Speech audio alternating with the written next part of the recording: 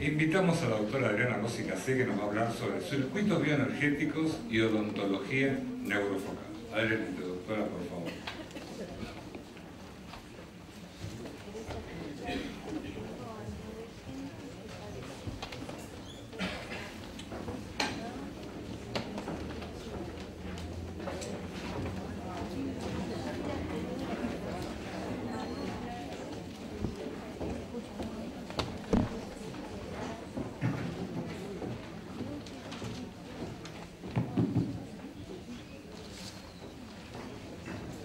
Buenas tardes a todos.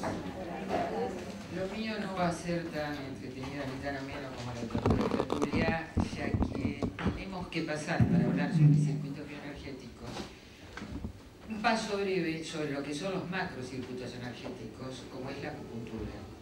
Los colegas acupuntores sépanme disculpar, pero me voy a detener un poquito en esto para luego sí pasar a la odontología neurofocal.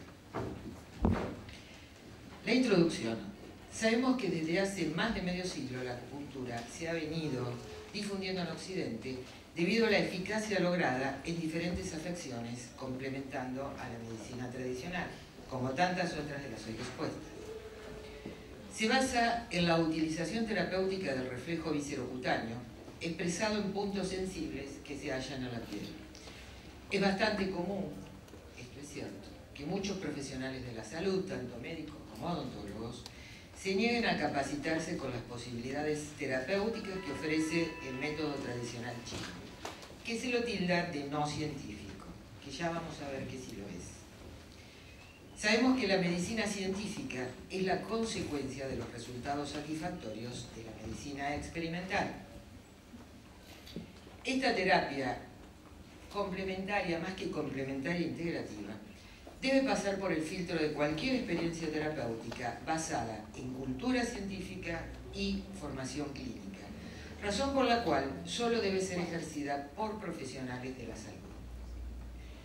La acupuntura, al ser holística, trata al paciente, como todo lo que estuvimos viendo, como una unidad indivisible, mente, cuerpo y espíritu o emociones, equilibrando esa llama que mantiene vivo el ser, que no es más que la energía vital. ¿Cómo se explica esto? Un ejemplo muy simple, como para decir cómo funciona la acupuntura. Un ejemplo muy simple sirve para describir el mecanismo de acción. Supongamos un mapa con redes de autopistas, distribuidoras, colectoras, que las vamos a llamar meridianos, por donde circula el tránsito vehicular, que es la energía. La acupuntura pulsa en puntos claves que organizan la energía. Seguido con el ejemplo, es como si interviniéramos en lugares específicos de las carreteras donde el tránsito está desordenado, congestionado o tal vez guiando a conductores que tomaron una ruta equivocada. Estos puntos ordenadores, donde estaría así un patrullero, son los puntos chinos, que se hallan en lugares precisos, y las carreteras son los meridianos o chin y los vehículos chi o energía. ¿Qué es la energía? Es la responsable de la vida y el equilibrio, o sea, de la salud, del organismo. Por lo tanto, decimos desde este punto de vista, el desequilibrio energético es la enfermedad y el equilibrio es la salud. Actualmente, el mundo científico está confluyendo desde las diferentes ciencias en la afirmación de que el hombre, como toda la creación de la cual el hombre no escapa, también es producto de fuerzas cósmicas. La energía que en nosotros circula es de origen cósmico y si, como lo expliqué anteriormente, la enfermedad y la salud son esas mismas fuerzas en equilibrio y o en desequilibrio, se suma a esta explicación las concepciones científicas cosmogónicas, de la cual como parte de la naturaleza el hombre no puede escapar. Existimos desde el Big Bang. Siguiente. Entonces, la energía en el ser humano queda expresada en la totalidad de sus manifestaciones vitales, físicas y psíquicas, siendo todas el producto en simultáneo de su actividad de movimiento y reposo. Por lo cual tenemos que decir que la acupuntura ni da ni quita. Cada uno tiene su potencial, su cantidad de energía. Lo que ocurre es que al desequilibrarse se nos dan estos fenómenos de enfermedad o de salud. El Tao, que es una disciplina que significa todo, y lo nombro porque es en donde se ha llegado a esta conclusión los que lo han estudiado, dice que la energía vital, o chi, fluye en forma homogénea en todo organismo vivo, como los principios de esta filosofía lo explican. Y está formada por dos fuerzas que son opuestas, pero que coexisten entre sí, y en igualdad, que es el principio de la dualidad. Estas son el yin y el yang, que representa primero la sangre y la segunda la energía pura. Al decir que coexisten en igualdad, es que se encuentran en simultáneo en nosotros, pero en distintas proporciones, variando según el meridiano. O sea, variando según la carretera, cuántos vehículos hay en esa carretera. Al hallarse en una proporción justa, el cuerpo se encuentra equilibrado o centrado y da como resultante el estado de armonía o salud. Por lo opuesto, nos daría la enfermedad o el desequilibrio. Pasemos, porque esto ya está. Esta frase está buena para que la reflexionemos. Desde el no ser, uno ve la esencia. Desde el ser, la apariencia. Ser y no ser comparten un mismo origen, aunque tengan distintos nombres. Su identidad es un misterio, y en ese misterio está el camino. Son palabras del Tai Chi. El concepto moderno occidentalizado del yin y del yang es precisamente la polaridad. Así se da al yin el sentido representativo de lo pasivo, femenino, estático, y al yang lo opuesto. Siguiente. Nada es totalmente yin sin algo yang en su interior. Todo es dual, todo va a ser en relación a. Este piso es duro en relación al papel, pero es blando en relación al metal. Eso ocurre con la relación que existe entre el yin y el yang. El hombre en sí mismo es un microcosmos. Dentro de él, el juego del yin y el yang se repite como un ciclo de construcción y destrucción, por lo cual estos estados son transitorios. Siguiente. O sea que comparando el concepto occidental somatopsíquico, aparentemente establece un origen diferente para el sí y el soma. Si bien lo somático se ve, se pesa, es material, lo psíquico no, es inmaterial, es la parte subjetiva del hombre, que también la tenemos. Ambos tienen un origen común de la creación, que es el origen común de toda la creación. Es así que la energía en el ser humano, en todas sus manifestaciones psíquicas, físicas y vitales, se expresan con este juego en simultáneo del yin y del yang. Bueno, las fuentes que manejan al hombre, tenemos la respiración, los alimentos y la energía ancestral que está heredado o transmitido por las gametas.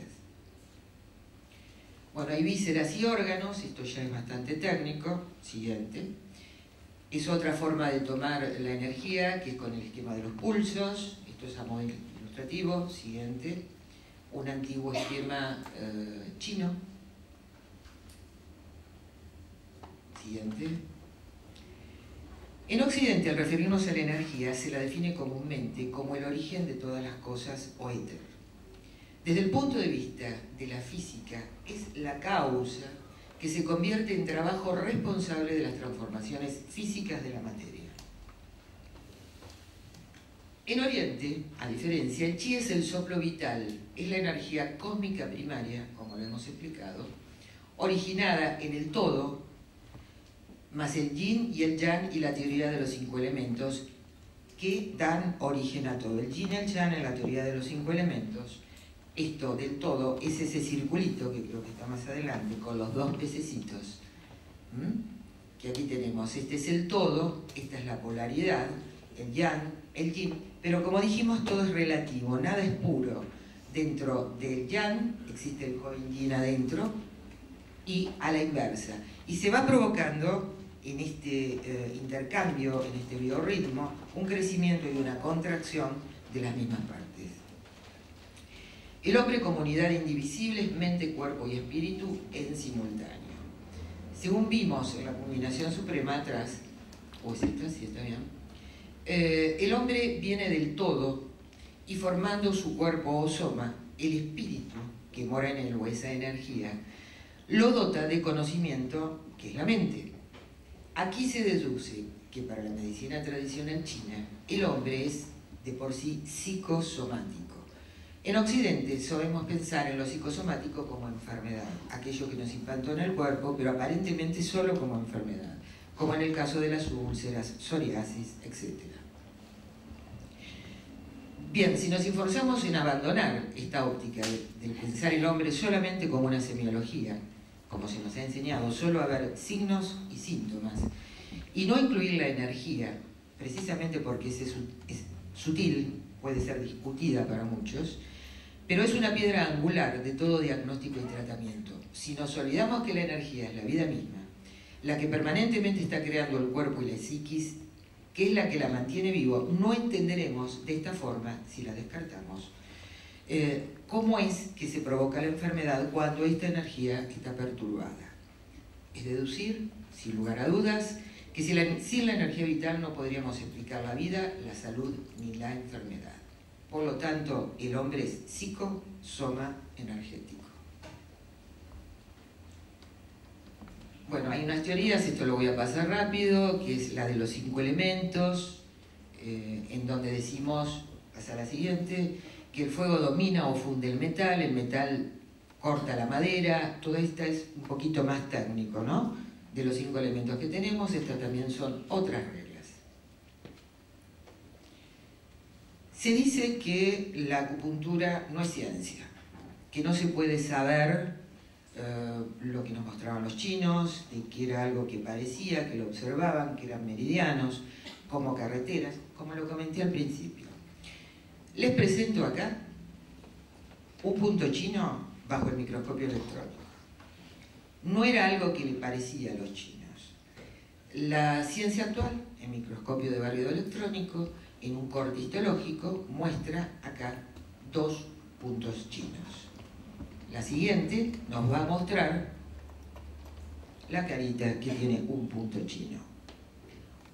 Se ha demostrado a través de la ciencia, este es un trabajo que se hizo en Canarias en el año 87, creo, no recuerdo el nombre, en donde se ha medido el potencial de cada punto. Y una cosa extraña, cuando los chinos decían, en un determinado lugar existen los 5 elementos, hay 5 globos de estos en ese lugar. Siguiente. Podemos hablar también, y nombro la auriculoterapia, para cuando veamos la parte reflexológica de la odontología neurofocal, al igual que la reflexología de la planta de los pies, está la auriculoterapia, que es una práctica milenaria que viene de Oriente, pero a través de Paul Noguier, él trató de sistematizarla y formar un cartograma auricular, en donde sabemos que todos los puntos que se encuentran en el macrosistema energético también están representados en el pabellón auricular. Siguiente. Siguiente. O sea, el pabellón auricular con su descripción anatómica, y la siguiente, en donde se observa que es un feto dado vuelta, donde tiene la cabeza, el ojo, los órganos, el brazo, la columna, y a partir de estos puntos reflexológicos que se corresponden a determinadas partes del organismo, es que se puede operar de una forma muy útil y es como algo que nos va a coadyuvar o ayudar en determinados tratamientos, sobre todo para el dolor, la inflamación, para ayudarnos a dejar de fumar, a dejar de comer. Me mandé sola con el cigarrillo. Muchas gracias. Ahora sí vamos a pasar a odontología neurofocal. Esta lata era más o menos para situarnos lo que es un circuito bioenergético de la boca.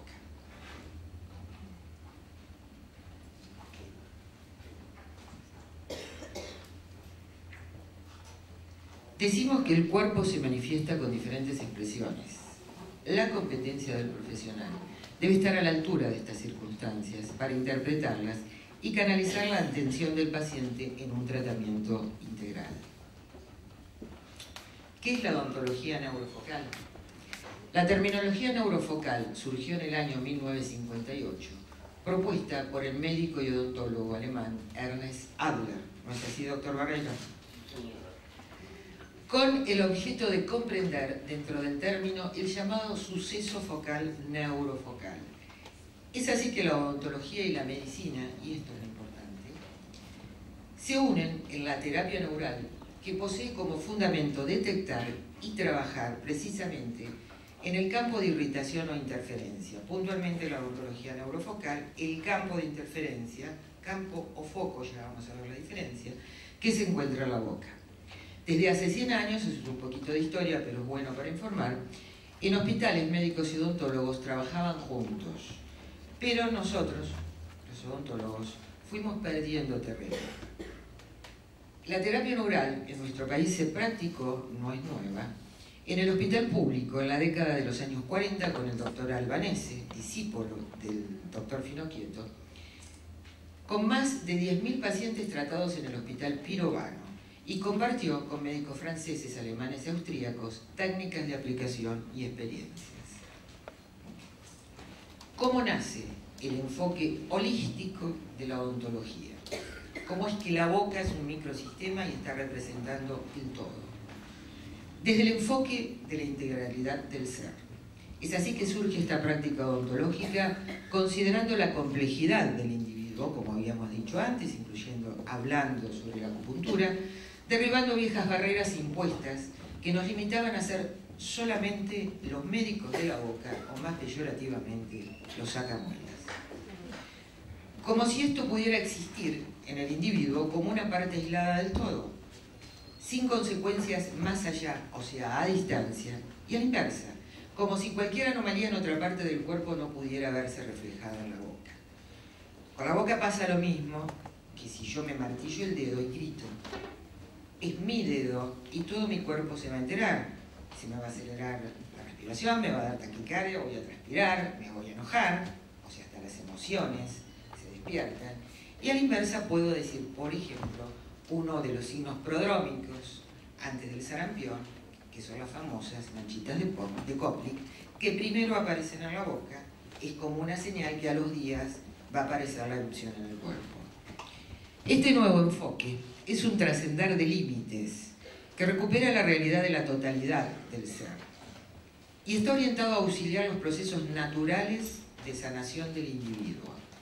No es antagónica a la ortodoxia, para nada.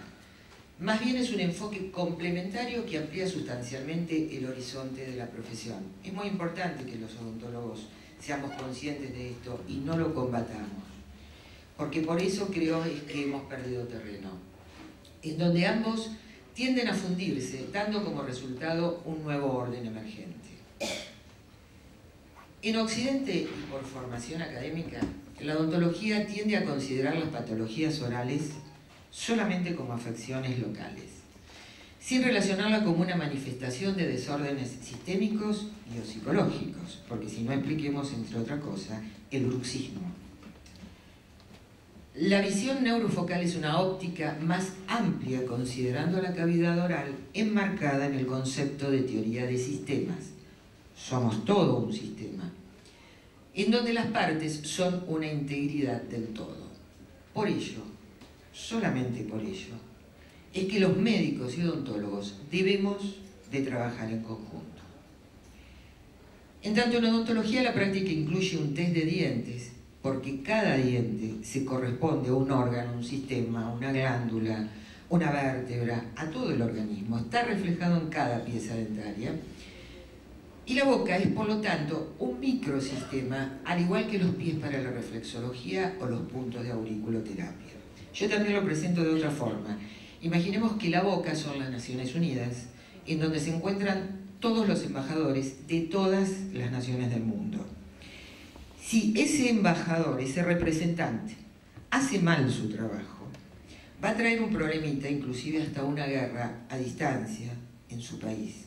Y a la inversa, si su país le manda a hacer alguna misión un poco distinta, un poco difícil, se va a resentir ese embajador, por lo cual siempre van a estar interactuados.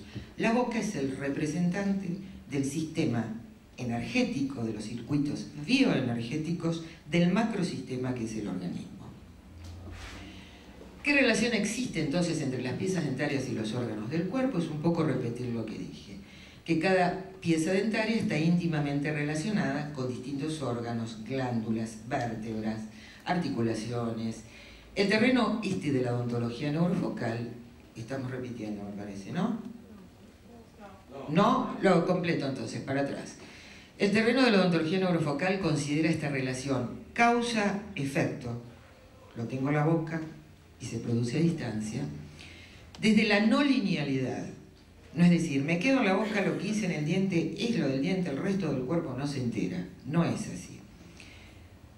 No limitándoselo a retirar metales, porque muchos piensan que la odontología neurofocal es solo quitar amalgamas y nada más, o hacer extracciones, porque sí, de ninguna manera.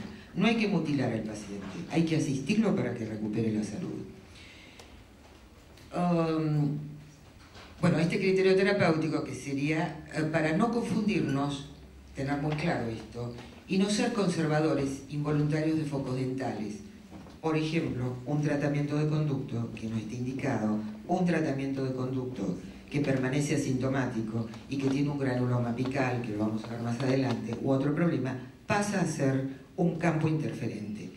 Y utilizo otra frase, otra forma para decir. La boca es como el tero. Es como el tero. Pone los huevos y grita en otra parte. O sea, que si hay algo en la boca a distancia, el órgano sistema que se corresponda a esa pieza, nos va a dar un SOS que en la boca hay algo que está interfiriendo en esa interconexión, en esos circuitos bioenergéticos que están interrelacionados. No nos olvidemos que en un primer momento hemos sido unicelulares y esa conexión no se pierde jamás. Esa memoria no se pierde jamás. Acá tenemos un esquema de maxilar superior, muy gráfico, en donde vemos cómo se corresponden, y esto como que se usa, cómo es que se corresponde cada sector, el sector anterior al lóbulo genital, los caninos tienen que ver mucho con el hígado, y si vamos al sistema chino de los 5 elementos, el hígado, el ojo, los músculos. Y así vemos que cada pieza representa una parte del organismo en sí, que está interrelacionado. ¿Y por qué pasé lo de la acupuntura?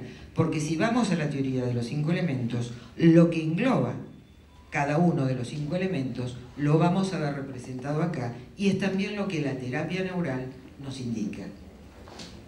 Esta es una tabla, que es la tabla de Dosh, en donde está sintetizado, es mucho más extensa, en donde podemos ver cada pieza dentaria, a qué órgano, sistema, incluyendo a cada vértebra que se corresponde. Siguiente. Bueno, acá hay una representación de los sistemas de acupuntura, la cúpula de vesícula e hígado, estómago, vasoca, páncreas, corazón, intestino delgado, el sector anterior que tiene que ver con el elemento agua, riñón o vejiga. Siguiente. Un ejemplo de la importancia de saber interpretar la propuesta neurofocal podría ser cuando ejecutamos tratamientos sin los materiales adecuados en los incisivos centrales, por ejemplo, que podemos causar daños en el sistema urogenital, desde esterilidad, impotencia, flujo vaginal, etc. Esto quiero que lo retengan, los ejemplos, cuando veamos implantes. Los caninos tienen relación con la vesícula biliar y el hígado, pero también tienen que ver con el ojo y con los músculos, también tienen una relación con la esterilidad o no, sobre todo en las mujeres. Los terceros molares prácticamente tienen relación con todos los órganos del cuerpo, y decimos que la reserva energética del organismo está en la zona del tercer molar inferior y la reserva psíquica en la zona del tercer molar superior. No importa así haya sido extraído, la memoria el organismo la conserva. Siguiente. ¿Cómo se puede hacer prevención desde la perspectiva de la odontología neurofocal? Y esto es muy fácil de deducir. Si recordamos que el odontón, o sea, la unidad funcional, el diente, incluye relaciones vecinales con la encía, con el tejido periodontal, con el hueso, con el alvéolo. Si esta pieza tiene una pulpa muerta, ese espacio pulpar se convierte en un reservorio de procesos patológicos que se esparcen vía distintas comunicaciones, periodontal, sanguínea, a través del hueso, a través del tejido conectivo. Además, debemos recordar los canalículos de Haber, que se encuentran en el maxilar inferior, son como unos pequeños conductos que se encuentran en el hueso, en donde la comunicación es mucho más rápido, es tipo fibra óptica. Recordar todo esto con una visión más amplia no solo tiene importancia científica, sino un beneficio para el paciente en esta integración que se intenta hacer entre la medicina y odontología, ya que a través de la boca pueden curarse muchas enfermedades y prevenir otras tantas, logrando así una verdadera medicina preventiva. Bueno, la relación del odontón con distintas partes del cuerpo porque están en relación con los circuitos bioenergéticos y los órganos. Sabemos que el organismo se puede enfermar debido al uso de algunos materiales en diferentes tratamientos odontológicos, que en sí son impedimentos de la recuperación de la salud del paciente.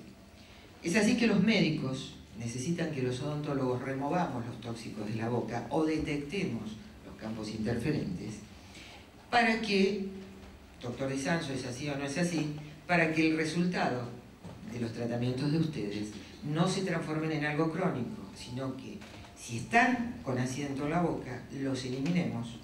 Entonces automáticamente ese malestar, esa afección va a desaparecer porque es precisamente el grito del tero a distancia. Sería beneficioso reflexionar despojándonos de un pensamiento lineal que era como el que veníamos teniendo, zapatero a tus zapatos, odontólogo a tus dientes, e ir un poco más allá de la ortodoxia, abriendo la mente a lo que la odontología neurofocal nos ofrece para brindar salud, la mejor salud. Acá vemos una pieza restaurada con amalgama, que sabemos que es un metal pesado, es tóxico, fundamentalmente es neurotóxico. Es una de las causas que la ciencia ha descubierto de las enfermedades neurodegenerativas, Alzheimer, Parkinson, demencia inclusive. Y la diferencia de una pieza restaurada sin metal. ¿Qué son focos y campos? Esto tanto que habla la odontología neurofocal, de los campos interferentes, de los focos interferentes. Existe una gran cantidad de patologías que tienen origen en boca. Y a la inversa, de ser la manifestación a distancia de alguna disfunción de otra parte de ese todo que es el ser. Los llamados focos son alteraciones de tipo crónico que inducen y sostienen patologías generalizadas o localizadas. Los campos interferentes son aquellas alteraciones en el flujo normal de información del sistema nervioso autónomo que pueden ser quistes, piezas incluidas, restos radiculares, tratamientos endodónticos, aún un contacto prematuro. Las señales provenientes de estos campos interferentes son constantes y de bajo umbral, comportándose como fuente irritativa, prácticamente imperceptibles. Uno aprende a convivir con ellos y no se da cuenta que los tiene, con capacidad de generar irritaciones en extensas áreas del cuerpo o al organismo todo. Podemos hablar que hay tres tipos de foco. El primario es el no visible radiográficamente. Por ejemplo, una necrosis pulpar, los odontólogos sacamos una placa radiográfica, vemos y no hay absolutamente nada. Decimos, esta pieza está bien obturada. En verdad, no veo nada. Que puede o no estar activo. Puede estar mudo o en potencial, que todavía no se activó, pero también puede estar activo. Otro foco es el que estoy nombrando, el activo, en donde ya existe una ruptura de la defensa local, presentando reacciones patológicas en el sistema. Aquí es en donde se debe realizar una estrategia terapéutica, o sea, el odontólogo tiene que trabajar, eliminar lo que fuere, un campo interferente que puede ser una amalgama, una caries, un tratamiento de conducto, un quiste, un resto, etc. Y el potencial, que me faltaba, es aquel que tiene una baja respuesta del cociente vegetativo, está allí como al acecho, y cuando nos bajen las defensas, porque no se enferma quien quiere sino quien puede, y la oportunidad de enfermarnos, cuando exista ese disparador que puede ser emocional, ese foco potencial se va a transformar en activo y es donde nos va a aparecer la enfermedad, que puede ser en conjunto, local y a distancia. Dentro de la odontología pueden ser campos interferentes, lo voy a nombrar rápido porque ya lo dije, dientes con pulpa necrótica, periodontitis apicales, quistes, granulomas, estalos anormales, inclusive partes de los maxilares que estén ya desdentados, porque han guardado la memoria de cuando estuvo la patología alojada en el lugar. Todo foco es considerado campo interferente, pero no todo campo interferente es foco. La diferencia es que foco es cuando el campo tiene bacterias, o sea, una infección. Pero los dos son interferentes. Siguiente. Cada ser humano, y esto es lo que decía hoy, tiene su lado débil, su órgano en condiciones reducidas, y este será el primero en enfermarse si se presenta el efecto activo de un campo interferente. Volvemos a lo mismo, no se enferma quien quiere, sino quien puede. Se habla de reacción focal y de enfermedad focal. La reacción focal es la respuesta del organismo al efecto a distancia de un foco o campo de interferencia. Me comenzó a doler la rodilla, por ejemplo. La enfermedad focal es aquella segunda enfermedad producida por el foco, en donde ya la rodilla tiene una disfunción. Siguiente. El suceso focal es un término que está por encima de estos dos procesos y significa la patofisiología, o sea, todo el historial, toda la explicación de aquellos procesos y correlaciones que juegan un papel en las relaciones focales. A esto pertenece también la peculiaridad de la curación de síntomas de enfermedades, si los podemos revertir. Así sea que la causa de esta se encuentre en otra parte, a distancia, se ve impedida por la presencia simultánea de focos o campos de interferencia. Esto es fundamental en una importancia práctica para que el médico y el odontólogo sepan dónde está la causa o el origen. Y al mismo tiempo, sabiendo que si vamos a instalar un campo interferente, podemos predecir o prevenir de qué se va a enfermar el paciente. Siguiente. Los efectos de un foco o campo de interferencia se manifiestan en primer lugar en el sistema básico de Pissinger, en el cemento intercelular. Teniendo en cuenta la integridad de este sistema, repartido por todo el cuerpo con finísimas fibrillas hasta el punto que penetra hasta los mismos órganos. Para hacerlo un poco más simple, pasa al siguiente. Ejemplos de condiciones dentales como campo de interferencia. Repasamos esto. Dientes con pulpa muerta. Estos dientes desvitalizados, por ejemplo el tratamiento de conducto, mantienen un lazo de unión con el paciente a través del ligamento periodontal, la fibrita que lo une adentro del alvéolo, estableciendo una unión orgánica con el tejido periodontal y su corriente humoral. De no ser así, el organismo lo habría desechado, como ocurre a muchos que se le aflojan las piezas que tuvieron tratamientos de conducto. Acá tenemos una pieza dentaria, el tejido periodontal, el hueso alrededor y la pulpa muerta en un conducto radicular que obviamente se comunica con el organismo. Si tenemos una amalgama, volvé para atrás. Si yo tuviera una amalgama que está reemplazando esto y acá abajo tengo un tejido vivo que es la pulpa, que tiene vasos, que tiene nervios, y para que esto se mantenga vivo tiene que estar conectado con el organismo, es fácil deducir que el efecto tóxico de cualquier material tóxico que yo coloque aquí, sobre todo si estoy colocando un material pesado, un metal pesado, como es la amalgama, el mercurio de la amalgama, esto se va a filtrar y me va a ingresar al organismo. Siguiente. Son muchos los odontólogos que aún piensan que en dientes con pulpas inflamadas o necrosadas, o quizás gangrenadas, pueden evitar el riesgo de la formación de un foco haciendo un tratamiento de conducto. Porque muchos piensan que realmente al remover el foco, acá hay una confusión, se está haciendo una verdadera terapia focal. No es así, por todo lo dicho. Siguiente. Bueno, esto es más técnico, como es el corte de un diente y por la cantidad de lugares en donde la pulpa a nivel microscópico puede comunicarse con el organismo.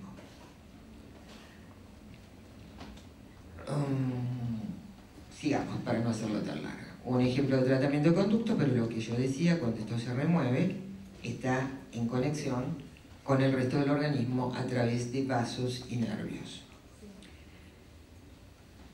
¿Cuáles son las teorías?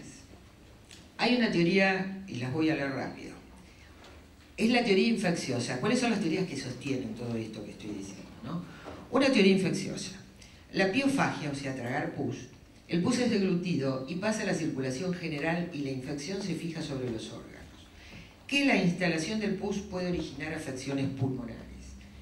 Que la bacteremia por metástasis, o sea, porque migra dentro del organismo, a partir de focos dentarios infecciosos, se va a extender por vía sanguínea. Es una explicación indiscutible de la causa de ciertas endocarditis bacterianas secundarias. Y eso lo sabemos todos, ya lo decían las abuelas. Quítense los dientes, cuídense la boca, porque van a tener problemas de corazón, de riñón y de reuma. Muchas gracias. La teoría tóxica. Las endotoxinas liberadas después de la destrucción de los microorganismos darían lugar a reacciones específicas. Los antígenos provocan una reacción de tipo vascular y a distancia lesiones viscerales. Por acá está el doctor Jorge Steiner, que se dedica precisamente a la parte de alergias, en donde hemos charlado mucho cómo una pieza dentaria o una obturación puede provocar la reacción de los mastocitos y traernos un cuadro de alergia. La teoría nerviosa. La infección radicular dentaria provocaría una excitación del sistema neurovegetativo y por vía refleja es donde produce una lesión a distancia. Esta es una de las teorías que más sostiene la terapia neural. Es importante conocer y comprender la importancia de los focos de evolución lenta, como los quistes, los granulomas. Uno dice, hace tiempo que lo tengo y no me molesta. Porque las zonas periapicales están rodeadas de una red nerviosa simpática o parasimpática que pueden ser estimuladas provocando a distancia importantes reacciones vasomotoras. La teoría de la alergia bacteriana, la siguiente. La inmunopatológica, que es importante el papel que ha juzgado el estreptococo beta-hemolítico, doctora Copián, como causa de la enfermedad reumática por un mecanismo inmunológico, que es por lo cual se facilitó esta teoría. ¿Qué es el fenómeno en segundos? Hace años, la prueba de reactivación del foco, el llamado fenómeno de Huneck en segundos, en el cual Huneck había inyectado Impletol, que es procaína más cafeína, pero esto lo podemos lograr también con la procaína, con la lidocaína, aún con solución fisiológica. Porque se trata de poner sal en el lugar, repolarizar la membrana celular y que esa interferencia es como si se hubiera roto un cable y no nos va luz. Empalmamos el cable y el circuito se restablece. Eso o con agua, la solución salina, o con el agua precisamente por los elementos que lo contienen. Bueno, alrededor de la región apical se advierte la desaparición de las manifestaciones dolorosas secundarias debidas al foco. Para considerarla positiva, esta reacción, el fenómeno en segundos, es el éxito de la desaparición del dolor, que debe ser inmediata y en el caso de la odontología neurofocal, mantenerse por lo menos durante 8 horas. En la terapia neural se habla de 24 o 48. Consideraciones en ortodoncia. ¿Qué pasa con la ortodoncia? ¿Son campos interferentes? ¿No son campos interferentes? Lo más importante no es tanto el uso o no de brackets metálicos, porque si hay que hacerlo, lo hacemos. Aunque se forme un circuito eléctrico, lo más importante es que cuando se coloque una aparatología ortodóntica, tratar de que no existan otros metales en boca, que no exista una coronita, un perno que se vea, o una amalgama, la amalgama tratar de eliminarla, no solamente por esto, porque aumenta esta diferencia de potencial que tienen los metales, más la boca, que es una cuba electrolítica, aumentaría los efectos tóxicos de los metales y actuaría en sí como campo interferente. Aquí se ve una boca que además de tener los brackets, tiene amalgama. Los cambios y la sintomatología en algunos pacientes son de suma importancia y muchos lo observamos. Por ejemplo, se han presentado hipoglicemias, problemas en hígado, riñón, corazón, entre otros. Pero conociendo el terreno de predisposición del individuo y las relaciones de los dientes con el organismo, tal vez sea más fácil decidir quién puede o no recibir el tratamiento para la selección de materiales o qué manejo terapéutico se daría para pacientes en quienes es indispensable realizar la ortodoncia. Con respecto a implantes, se daría exactamente lo mismo, porque los principios son iguales. No decimos no a los implantes, porque a veces los implantes son necesarios, pero hay que tener cierto criterio de a quién se lo vamos a colocar, qué tipo de material vamos a utilizar. Depende a quién se le coloquen y en qué sitio. Por ejemplo, si recordamos los circuitos bioenergéticos de la boca, a un paciente con problemas renales que daba el sector anterior, no le vamos a estar colocando un implante que es metálico, porque en Argentina no existen los implantes no metálicos, en el sector anterior, porque evidentemente en algún momento ese campo se va a activar y le va a traer un nuevo problema renal, y ni que hablar si es un paciente que ha tenido un trasplante. Es muy probable que ese trasplante, al activarse el foco y a distancia que se corresponde a la zona renal, ese paciente tenga un fracaso o una complicación con el trasplante. Y así lo podemos decir con aquel que tiene una afección de hígado, con los caninos, etcétera, etcétera. O sea que cada situación, todavía no dije gracias, cada situación es singular y exige un manejo con absoluta rigurosidad. No me olvido de próstata, porque en el sector anterior, acá está el doctor Barreiro, que es un eximio especialista en próstata sin cirugía y que ya nos va a dar el placer de escucharlo, porque él sí se formó con los padres de todo esto, como es la doctora Ana Aplan y el doctor Ernest Adler, se ha formado con él,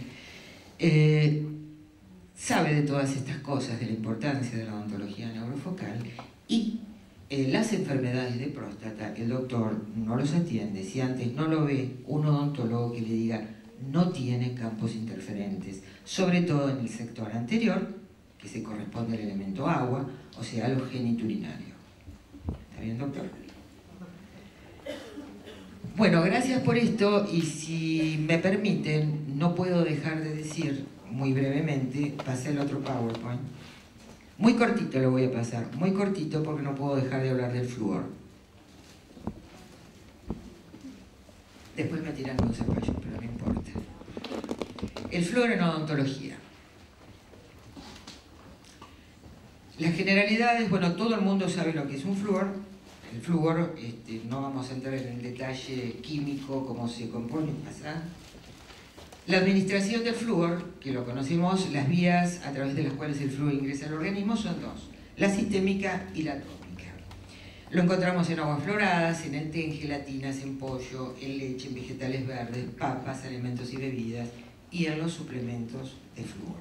Siguiente. Dentífrico, geles, seda dental, barnices, ionómeros vítreos que los utilizamos los odontólogos. Siguiente. Acá viene la pregunta. ¿El flúor es bueno o es malo? Qué pregunta, ¿no?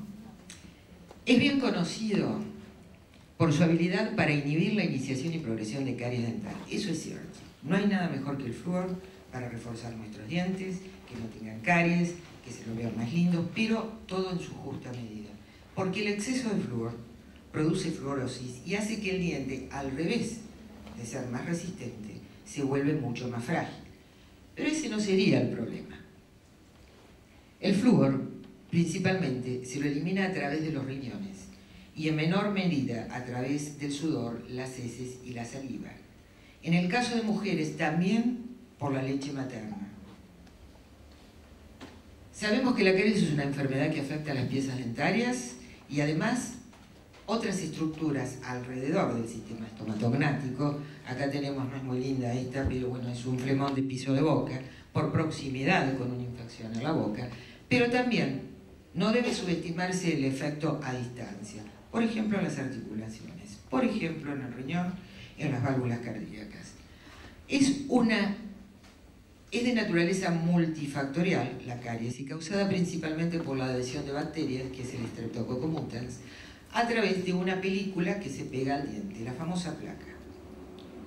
Siguiente.